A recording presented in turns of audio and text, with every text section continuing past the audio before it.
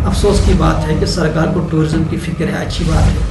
सरकार को ट्रेड की भी फिक्र है, उस पर भी बात होती है, लेकिन एजुकेशन सेक्टर पर सरकार ने आज तक कोई कदम नहीं उठाया। हाईली क्वालिफाइड स्टूडेंट खुदकशी कर रहा है, इस वजह से उसके वालिद साहब की तनख्वाह पिछले ढाई सालों से नहीं आ रही थी। इससे पहले खुदा ना करे कि हालात बहुत ही ख़राब हों, हालात आउट ऑफ कंट्रोल हो जाए, सरकार को सोचना चाहिए।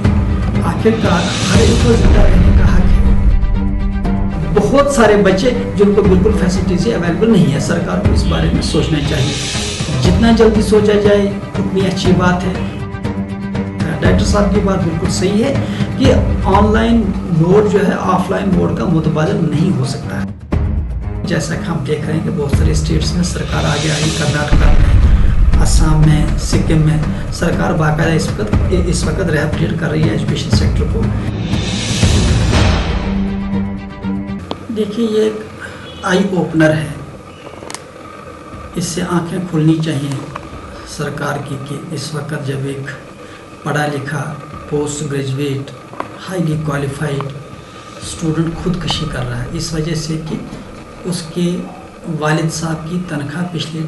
ढाई सालों से नहीं आ रही थी या उसका केस सेटल नहीं हो रहा था।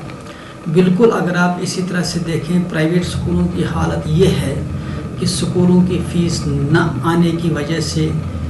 पेरेंट्स की तरफ से फ़ीस न आने की वजह से इस वक्त अमलम जो सूरत हाल बनी हुई है कि 6-6, 7-7 महीनों बल्कि साल 1.5 साल से कुछ स्कूलों में जो खासकर इकॉनमी स्कूल है टीचर्स की सैलरी नहीं जा पा रही है। उसके साथ ही देख लीजिए ड्राइवर्स, कंडक्टर्स का मामला, चूँकि ट्रांसपोर्ट की फ़ीस आ नहीं रही है, इस वजह से इनके घरों में भी तकरीबन यही हालत है। इससे पहले खुदा ना करे कि हालात बहुत ही ख़राब हों, हालात आउट ऑफ कंट्रोल हो जाएं, सरकार को सोचना चाहिए। आखिरकार हर एक को ज़िंदा रहने का हक है, हर एक को अपना रोज़गार कमाने का हक है। इन हालात में जबकि इस कोविड की सिचुएशन, इस वबाई बीमारी से ज़राया आमदनी बिल्कुल ख़त्म हो चुके हैं, जबकि खासकर इकॉनमी स्कूल्स की बात की जाए तो उनकी फ़ीस तक भी नहीं आ रही है, तो क्या सरकार नहीं सोच रही कि प्राइवेट सेक्टर से जुड़ा हुआ लाखों का स्टाफ कहाँ जाएगा? ट्रांसपोर्ट फ़ीस नहीं आएगी तो ये ड्राइवर्स कहाँ जाएंगे, कंडक्टर्स कहाँ जाएंगे? ज़रूरत है कि ये जो वाक़ा हुआ, जो इंतहाई अफसोसनाक वाक़ा है, जो इंतहाई होनहार पढ़े लिखे एक जवान की उम्र चली गई, ज़िंदगी चली गई, ज़रूरत है कि इससे सरकार कम से कम ये सोचे, सरकार इस पे ये चूँकि सरकार के लिए एक चश्मकशा होना चाहिए कि जल्द से जल्द अगर कार्रवाई नहीं की जाती है तो हालात कहाँ से कहाँ पहुँच सकते हैं। एक बात। दूसरी बात, जहाँ तक अभी इस छोटी बच्ची का नन्ही मुन्नी जो बच्ची का ये वीडियो, वायरल वीडियो सामने आया, सीधी सी बात है, हम भी जानते हैं, हर एक जानता है कि इसको जिस अंदाज से ट्यूटर किया गया है, चाहे पेरेंट्स ने किया हो, चाहे टीचर्स ने किया हो, बात तो सही है, क्योंकि एक एंग्जाइटी है इस वक्त, एक प्रेशर है, एक वर्कलोड है, और इसके लिए सरकार ने आज तक स्टेक होल्डर्स को ऑन बोर्ड नहीं लिया है। अगर सरकार स्टेक होल्डर्स को ऑन बोर्ड लेती, एक्सपर्ट्स को ऑन बोर्ड लेते, पेरेंट्स को ऑन बोर्ड लेते, स्कूल एसोसिएशन को ऑन बोर्ड लेते, तो हम सरकार को बता सकते हैं कि किस तरह से एक कोऑर्डिनेटेड सिस्टम बनाया जा सकता है, एक ऐसा सिस्टम बनाया जा सकता है जिससे ये जो शिकायतें आ रही हैं कि ऑनलाइन क्लासों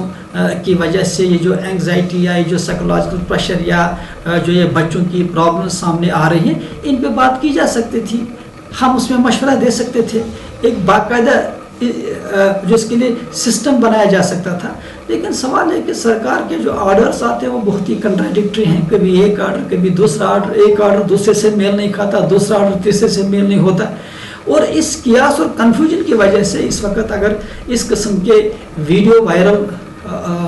जो हो रहे हैं, ये इस चीज़ की अक्कासी कर रहा है, गमाजी कर रहा है कि ज़मीनी हालात ठीक नहीं है, काफ़ी कियास है, काफ़ी कन्फ्यूजन है, काफ़ी साइकोलॉजिकल डिस्टर्बेंस है, काफ़ी प्रेशर है, काफ़ी, और इससे सोशल जो है इम्बैलेंस अब हो सकते हैं, क्योंकि अब ये है कि एक बच्चों को एक्सेस है, दूसरे बच्चों को एक्सेस नहीं है, एक बच्चा अच्छी तरह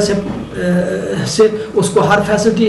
अवेलेबल है, दूसरी तरफ से बहुत सारे बच्चे जिनको बिल्कुल फैसिलिटीज़ अवेलेबल नहीं है। सरकार को इस बारे में सोचना चाहिए, जितना जल्दी सोचा जाए उतनी अच्छी बात है। कहीं ऐसा ना हो کہ کافی دیر ہو جائے، پھر سرکار ٹھیک کرنا بھی چاہے گی لیکن ان کے ہاتھوں میں کچھ رہے گا نہیں۔ دیکھیے یہ ایک عام کہاوت ہے نا کہ something is better than nothing. اس وقت ایک ایمرجنسی ہے، ایجوکیشنل ایمرجنسی ہے۔ اس ایمرجنسی میں اسکول والے خود ہی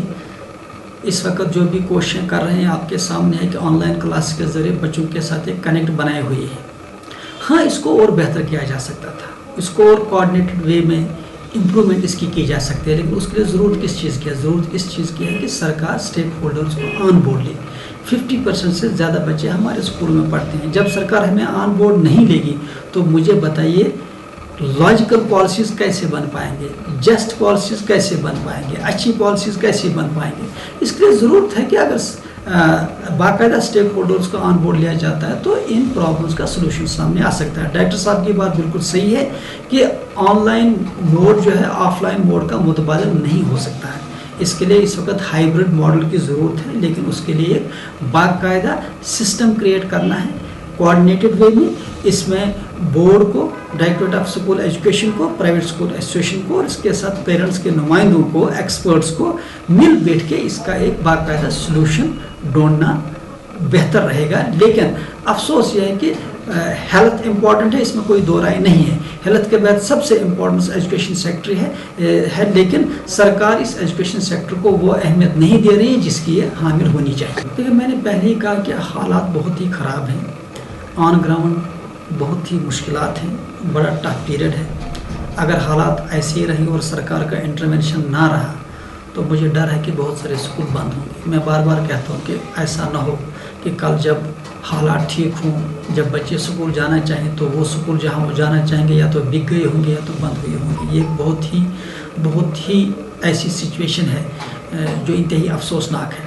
اس کے ساتھ ہی اس وقت جو ہمیں ڈسٹریس کالز آتی ہیں، خاص کر ٹیچرز کے تعلق سے ڈرائیورز کے فون آتے ہیں، کنڈکٹرز کے فون آتے ہیں، میڈز کے فون آتے ہیں کہ ان کے گھروں کی جو اس وقت جو صورتحال ہے، جن حالات سے وہ دوچار ہیں کہ واقعی ان کا جس کو کہتے ہیں کہ ان کا چولہا نہیں جل رہا ہے، واقعی وہ بہت زیادہ مشکلات کے شکار ہیں۔ چونکہ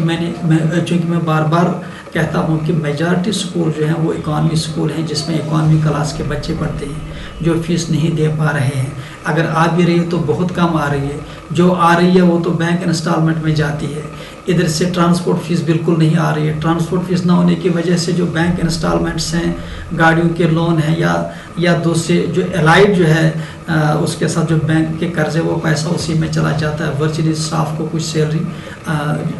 جو ہے عام طور پہ ملتی ہے تو بہت کم، وہ بھی کچھ سکول دے پا رہے ہیں، کچھ سکول بالکل نہیں دے پا رہے ہیں۔ ان حالات میں جیسا کہ ہم دیکھ رہے ہیں کہ بہت سارے اسٹیٹس میں سرکار آگے آئی، کرناٹکا میں، آسام میں، سکم میں سرکار باقاعدہ اس وقت ریہیبلیٹ کر رہی ہے ایجوکیشن سیکٹر کو۔ افسوس کی بات ہے کہ سرکار کو ٹورزم کی فکر ہے، اچھی بات ہے، سرکار کو ٹریڈ کی بھی فکر ہے، اس پہ بھی بات ہوتی ہے، لیکن ایجوکیشن سیکٹر پہ سرکار نے آج تک کوئی قدم نہیں اٹھایا۔